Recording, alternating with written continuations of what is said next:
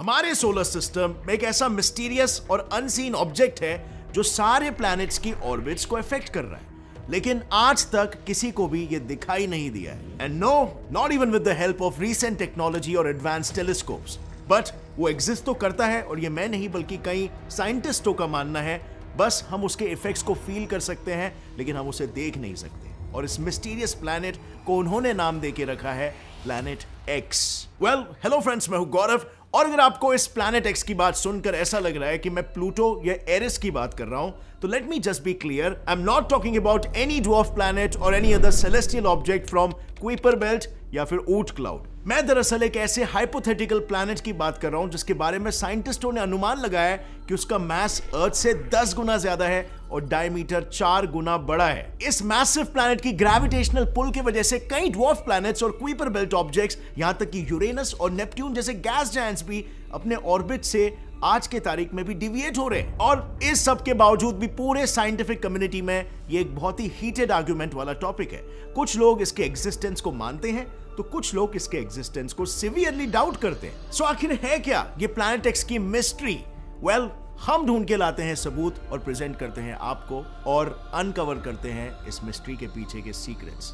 And let's find out what is the true reality behind Planet X. So साल 1846 की मैं बात करता हूं। हमारे सोलर सिस्टम के आखिरी ऑफिशियल प्लैनेट नेपट्यून को डिस्कवर किया गया था। अब डिस्कवरी के कुछ ही समय बाद लोगों में डिबेट शुरू हो गया कि क्या नेपट्यून के आगे भी कोई प्लैनेट एग्जिस्ट कर सकता है, you know, as the 9th planet of solar system. और दुनिया के सभी एस्ट्रोनॉमर्स इसी 9th प्लैनेट को ढूंढने की रेस में शामिल हो गए। इन्हीं एस्ट्रोनॉमर्स में से एक थे American mathematician and astronomer Percival Lowell. Mister Lowell पेशे से एक बिजनेसमैन भी थे, और अपने बिजनेस से कमाया हुआ सारा पैसा वो अपनी रिसर्च पर लगाया करते थे।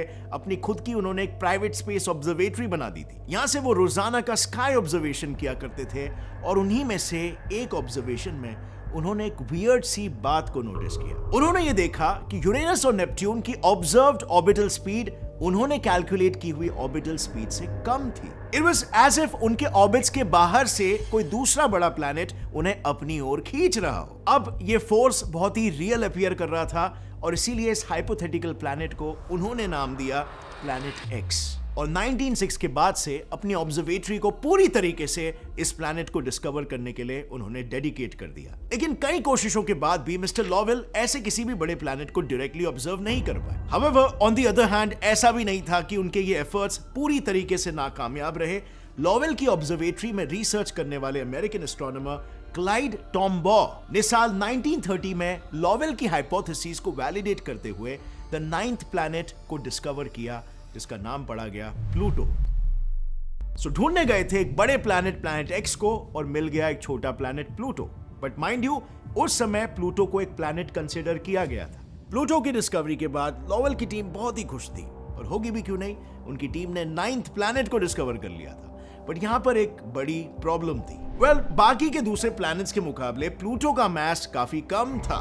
दैट मींस यूरेनस और नेपट्यून जैसे गैस जायंट्स तो दूर, प्लूटो तो अपने ही खुद के ऑर्बिट्स के ऑब्जेक्ट्स को भी ज्यादा इन्फ्लुएंस नहीं कर सकता था। और इससे उन्हें रियलाइज हुआ कि प्लूटो शायद वो प्लैनेट नहीं है जिसकी उन्हें तलाश थी। और फिर इस नए अनआइडेंटिफाइड प्लैनेट को ढूंढने की रेस वापस से शुरू हो गई। अब प्लूटो के डिस्कवरी के ऑलमोस्ट 75 इयर्स बाद 2005 में फाइनली एस्ट्रोनॉमर्स ने एक नए प्लैनेट को खोज निकाला। कैलकुलेशन से यह पता चला कि प्लैनेट प्लूटो से ज्यादा मैसिव था, और कुछ समय के लिए एस्ट्रोनॉमर्स को लगा कि शायद यही द प्लैनेट एक्स है। लेकिन इस बात की कंफर्मेशन मिलती उसके पहले ही एस्ट्रोनॉमर्स ने एक नए प्लैनेट को खोज निकाला, और उसके बाद तो जैसे एस्ट्रोनॉमर्स को प्लूटो के आगे नए प्लैनेट्स मिलते ही रहे। इट वाज लाइक सडनली हमारे सोलर सिस्टम का एक पूरे का पूरा अनदेखा हिस्सा अब हमारे आंखों के सामने आ गया था। लेकिन अनफॉर्चुनेटली इस नई डिस्कवरी ने साइंटिफिक कम्युनिटी में खुशियों की जगह पर आर्ग्यूमेंट्स खड़े कर दिए। आर्ग्यूमेंट्स इस बात पर कि अब हम हर किसी नए सेलेस्टियल ऑब्जेक्ट को प्लैनेट घोषित कर देंगे। और देखा जाए तो बात भी सही थी। I mean, कुछ स्पेसिफिक रूल्स तो होने चाहिए जिन रूल्स के बेसिस पर आप एक प्लैनेट को डिफाइन कर सकते हो, और यही रीजन था 2005 में डिस्कवर्ड प्लैनेट का नाम रखा गया Eris, the god of discord and arguments, क्योंकि इस प्लैनेट की डिस्कवरी के बाद से ही तो साइंटिस्टों को कुछ रूल्स बनाने पड़ गए। अब उस समय में ऐसे क्या रूल्स बने थे, चलिए एकदम सिंपल भाषा में समझ लेते हैं। Rule number 1, it must orbit a star. Very simple, मतलब एक प्लैनेट एक स्टार के अराउंड रिवॉल्व करना चाहिए। Rule number 2, it must be big enough to have enough gravity to force it into a spherical shape. आसान शब्दों में एक प्लैनेट इतना तो मैसिव होना चाहिए कि ग्रेविटी की वजह से उसका शेप राउंड हो जाए। And finally rule number 3, it must be big enough that it's gravity clears away any other object of a similar size near its orbit around the sun। कहने का मतलब एक प्लैनेट उतना बड़ा होना चाहिए कि उसकी ग्रेविटी अपने रास्ते में आने वाले हर दूसरे ऑब्जेक्ट को या तो हटा पाए या फिर अपना ही हिस्सा बना ले। बेसिकली अपने ऑर्बिट को इस कदर साफ कर दे कि पूरे ऑर्बिट में सिर्फ वही एक मैसिव ऑब्जेक्ट हो। तो अब अगर इन रूल्स को सारे प्लैनेट्स पर अप्लाई करके देखा जाए तो ऑलमोस्ट सारे प्लैनेट्स इन रूल्स को फॉलो करते हैं except Pluto. You see, Pluto पहले के 2 रूल्स को तो डेफिनेटली फॉलो करता है, लेकिन थर्ड रूल में वो मार खा जाता है। जैसे हमें पता है, प्लूटो दरअसल कुइपर बेल्ट का एक हिस्सा है, जिसमें प्लूटो के साथ साथ कई ट्रिलियन छोटे छोटे celestial objects like comets and asteroids भी मौजूद है। अब भले इन सब में प्लूटो सबसे ज्यादा मैसिव है, लेकिन वो इतना भी मैसिव नहीं है कि अपने ऑर्बिट में मौजूद सारे दूसरे छोटे छोटे ऑब्जेक्ट्स को साफ कर दे। और यही रीजन है कि 2005 में एरिस की डिस्कवरी के बाद बने रूल्स की वजह से प्लूटो ने अपना प्लैनेट होने का दर्जा खो दिया and now it became a dwarf planet. और सिर्फ प्लूटो ही नहीं, बल्कि प्लूटो के आगे जितने भी प्लैनेट्स डिस्कवर हुए हैं वो सभी ड्वार्फ प्लैनेट्स हैं। आज के तारीख में ऑफिशियली हमने 5 ड्वार्फ प्लैनेट्स को डिस्कवर किया है, प्लूटो, एरिस, हाउमिया, मेक और सीरीस।